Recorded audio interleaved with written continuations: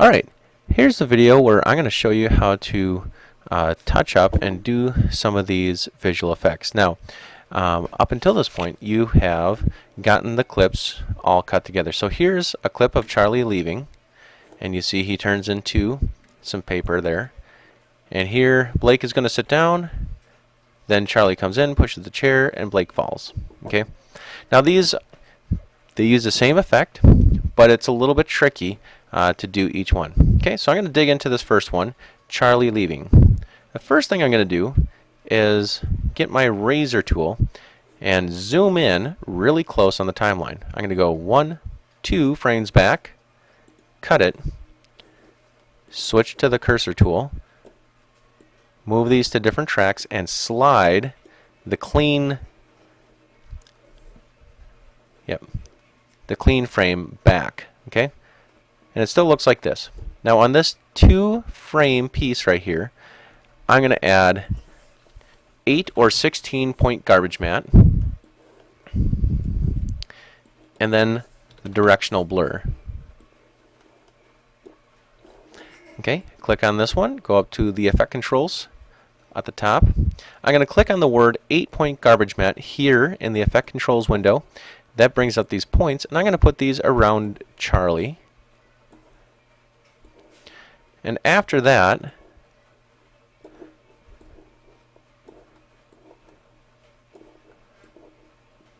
then I'm going to crank up the directional blur. Okay, and it's okay that it's not perfect, although 16-point garbage matte work a lot better than this. Okay, now I'm going to go down to directional blur here, and I increase the directional blur. I'm going to make it 90 degrees and crank it up to about 30 there, and you see it should look like this when it's all done.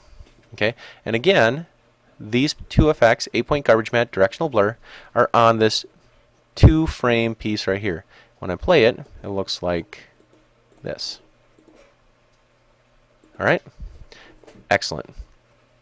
Now I'm going to do the same thing for this scene here. Now this is tough because Charlie transitions in and out, but I'm going to do the same technique. Okay, so I line it up and get my razor tool. Go 2 frames. 1, 2. Cut it. Lift that little cut up to track 2, audio 2, and video 2. Slide the other footage underneath. This is the clean plate without Charlie in it. Okay, and I'm going to do the same thing while I'm at it on the other side right here. Zoom in.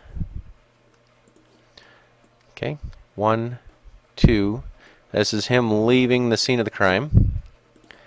Going to bring that up to video track 2 there. Slide it underneath the clean plate here where he's falling. Now I'm going to apply the same effects. I'm going to do 8 or 16-point garbage matte. 16 is always easier. For the sake of time, I'm using 8. Bring my cursor to there and bring these as close to Charlie as possible.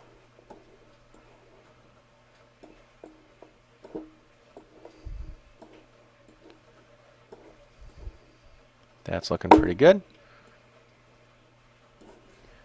Maybe I'll bring this back just a little bit.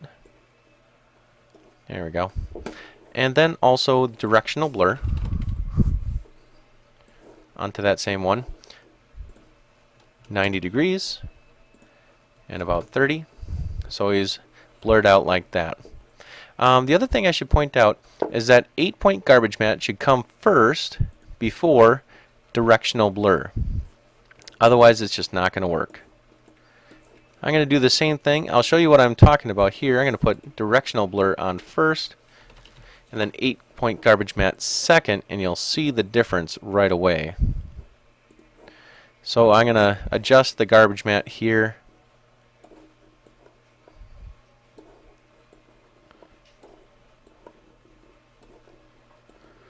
That trickster Charlie is pushing his chair out from underneath him without poor Blake knowing it. Alright, and now I'm going to crank up the directional blur, and you see it looks like a shape, a blurry shape. That's awful looking.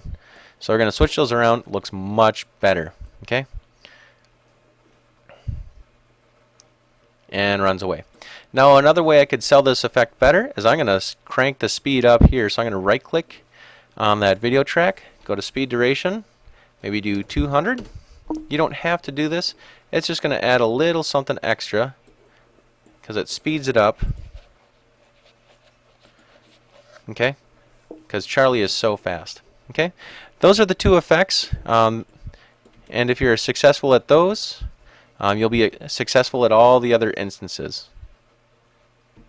All right.